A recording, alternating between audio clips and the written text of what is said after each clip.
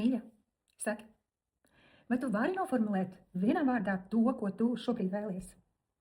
Vai šīs vēlmes skraida uz priekšu, atpakaļ?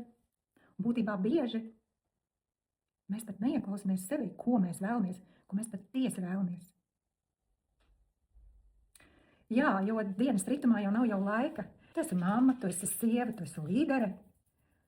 Un tā, dažkārt pat īsti nesaproti, ko tavs sirsnīgi grib. Un patiesībā ir tā, tad, kad mēs sakam, es gribu daudz naudas, ir tā, ka mēs vēlamies drošību. Vīrieši rūpes par mums.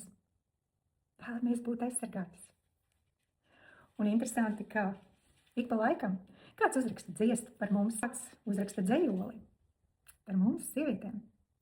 Un šoreiz arī ir kas interesants. Un mēs varam doties uz jauno brīnišķīgo muzikālo izrādi, kur varam apskatīt sevi no malas, kādas nu mēs esam. Tā kā, jā, puiši, dāviniet mums biļetes, nākiet ar mums kopā, meitenes pērkam biļetes un izbaudam šo brīnišķīgo vakaru, lai pasmaidītu, lai vienkārši būtu.